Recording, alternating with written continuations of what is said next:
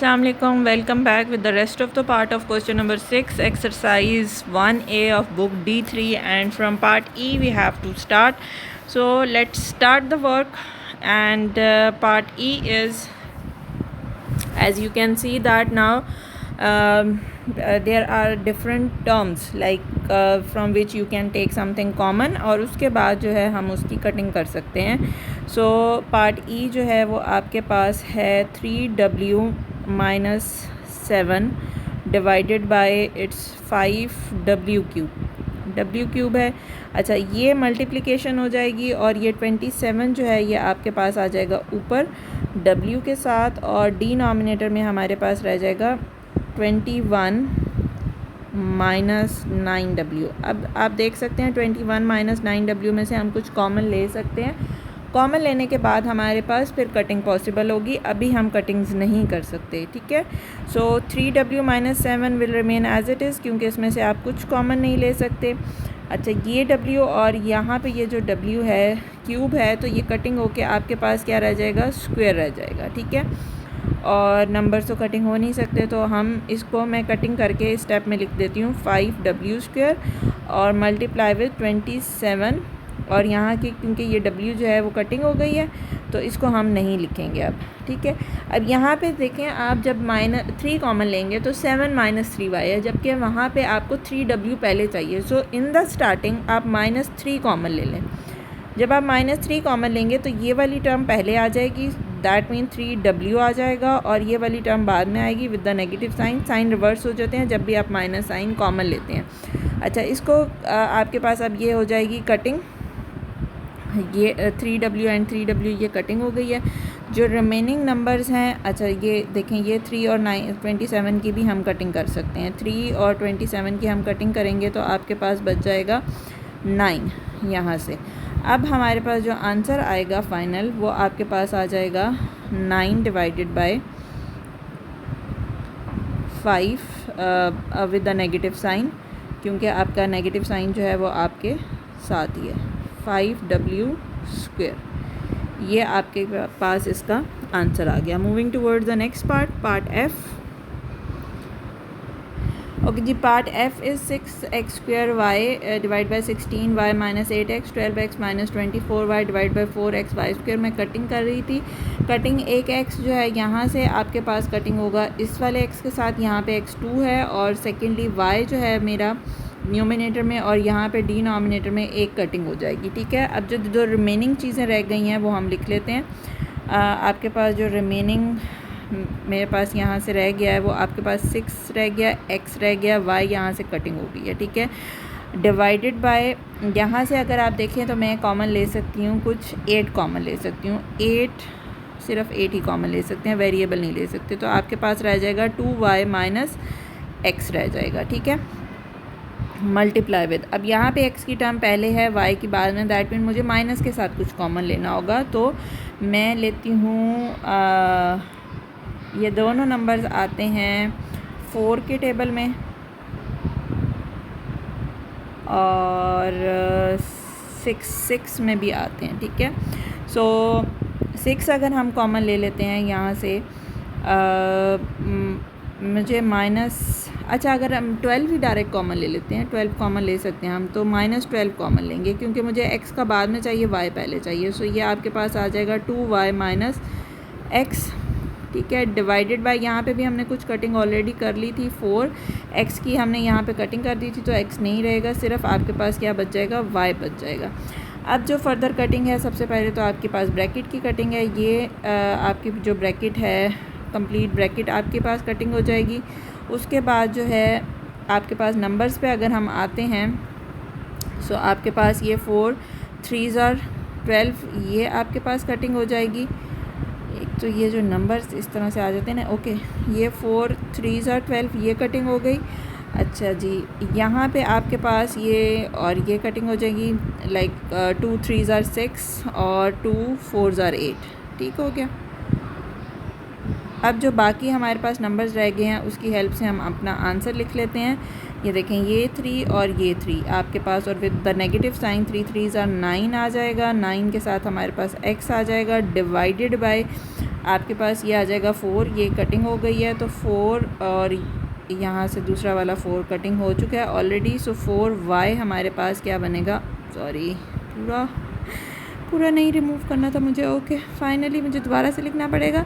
It's -9 और x है और डिनोमिनेटर में आपके पास है 4 एंड उसके साथ है मेरे पास y। ठीक है, so this is it. Moving toward the next part, that is part जी।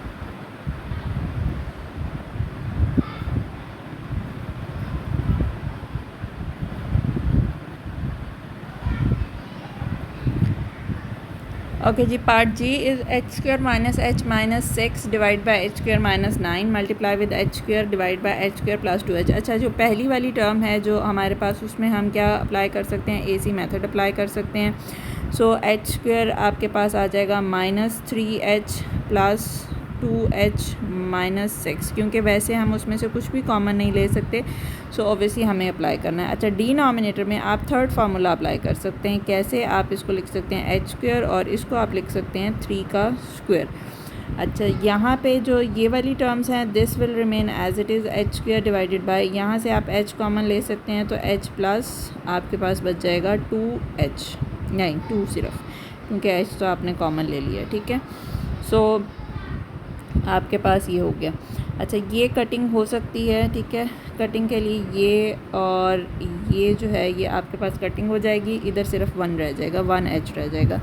अच्छा, बाकी आपके पास जो टर्म्स हैं उसको हम लोग यहाँ से हम क्या कर सकते हैं, h कॉमन ले सकते हैं पहली 2 टर्म में से, तो आपके पास h - 3 रह जाएगा, और जो सेकंड 2 टर्म्स हैं उसमें से आप 2 कॉमन ले सकते हैं, सो आपके पास रह जाएगा h - 3। डिनोमिनेटर में because it is we are applying the third formula, so एक दफ़ा प्लस में लिखेंगे h + 3 एंड एक दफ़ा हम माइनस में लिख लेंगे h - 3, और जो हमारे पास यहाँ से रिमेनिंग चीज़ें रह गई थी वो आपके पास न्यूमिनेटर में h रह गया था और डिनोमिनेटर में h + 2 रह गया था। ठीक हो गया। अच्छा, अब आगे चलते हैं, इसी को फर्दर कंटिन्यू करते हैं। सो आप यहाँ से क्या लिख सकते हैं, h - 3 एंड यहाँ से आप क्या लिख सकते हैं, h + 2, और डिवाइडेड बाय आपके पास जो आपकी टर्म है दैट इज़ h + 3, एक दफ़ा प्लस में एक दफ़ा माइनस में, और जो हमारे पास जो बाकी वाली टर्म है सेकंड टर्म है that is h divided by h + 2। अब काफ़ी सारी कटिंग्स हो रही हैं।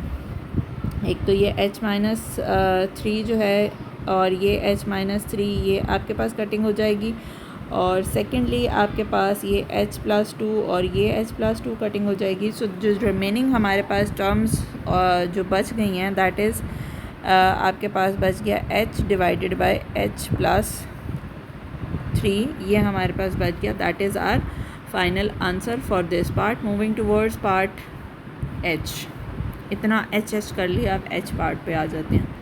ओके जी, this is part h, c² - d²। सो यहाँ पे हम अप्लाई कर सकते हैं अपना थर्ड फार्मूला। तो आपका थर्ड फार्मूला जो है वो आपके पास क्या हो जाएगा, c - d and c + d। ठीक है जी, ये हमारे पास आ जाएगा हमारा थर्ड फार्मूला। डिनोमिनेटर में आप क्या कर सकते हैं, अपना AC मेथड अप्लाई कर सकते हैं। मल्टीप्लाई करने से 1 आए, ऐड करने से 2 आए, तो ओबियसली 1 + 1 ही होता है हमारे पास, इसके अलावा कोई ऑप्शन नहीं होता। सो -CD, रिमेंबर दैट जो बीच में वेरिएबल्स होते हैं वो दोनों आपने लिखने होते हैं। ठीक है, प्लस d², और ये मल्टीप्लिकेशन में चेंज हो जाएगा, साइन ये ऊपर आ जाएगा, तो यहाँ से हम d कॉमन ले सकते हैं। जब आप d कॉमन ले लेंगे तो आपके पास रह जाएगा c + d डिवाइडेड बाय 1। वो 1 आप लिखें या ना लिखें, इट्स अप टू यू। वैसे हम मोस्टली नहीं लिखते। आपके पास आ जाएगा c - d एंड इट्स, थोड़ा सा मैं इधर स्टार्ट से लिख लेती हूँ। अच्छा जी, ये आपके पास आ जाएगा सी माइनस डी, और ये आपके पास सेकंड जो है मेरे पास आ जाएगा सी प्लस डी, और डिनोमिनेटर में फर्स्ट टर्म में से मैं सी कॉमन ले सकती हूँ। सो जब सी कॉमन ले लेंगे तो आपके पास क्या बच जाएगा, सी माइनस डी बच जाएगा। सेकंड टर्म में से मैं माइनस डी ले लेती हूँ कॉमन, तो आपके पास यहाँ पे भी क्या बचेगा, सी माइनस डी बच जाएगा। Multiply with D multiply with C plus D, ये चीज़ें मेरे पास रह जाएंगी। ठीक है, अब आपके पास रह जाएगा सी माइनस डी और सी प्लस डी, और डिनोमिनेटर में आपके पास आ जाएगा सी इंटू अच्छा C minus D and C minus D, क्योंकि ये C minus D whole square का फार्मूला था। डायरेक्टली भी हम कर सकते हैं, लाइक एज अ टीचर मुझे पता है, लेकिन आप लोगों के लिए इसको एक्सप्लेन करना ज़रूरी था। अच्छा जी, मल्टीप्लाई विद आपके पास ये आपके पास आ जाएगा as it is D into C plus D. अच्छा, अब कटिंग जो है वो आपके पास कौन सी हो रही है, कटिंग आपके पास सिर्फ एक ही ब्रैकेट की हो रही है यहाँ पे, ये और आपके पास जो न्यूमिनेटर वाली ब्रैकेट है, ये दो ब्रैकेट्स कटिंग हो रही हैं। अब आपने देखना है, देखें ये वाली ब्रैकेट और ये वाली ब्रैकेट दोनों सेम है, मल्टीप्लाई हो रही है। अब सिंपल वो वाली मल्टीप्लिकेशन नहीं करनी, जब दोनों, मैंने आपको बताया कि वेरिएबल सेम होते हैं तो हम उनकी पावर्स को क्या कर देते हैं, ऐड कर देते हैं। So same is a case over here, आप करेंगे डी इंटू, ये आपके पास आ जाएगा सी प्लस डी का स्क्वायर, दो बार है तो आप उसको ऊपर ब्रैकेट के ऊपर स्क्वायर लगा देंगे, और नीचे जो आपके पास रिमेनिंग रह गई है that is C minus D, वो आपका as it is your answer में आंसर आ जाएगा। ठीक हो गया। So that is it for today. Next जो 4 पार्ट्स हैं वो हम कल की वीडियो में करेंगे। Thank you so much.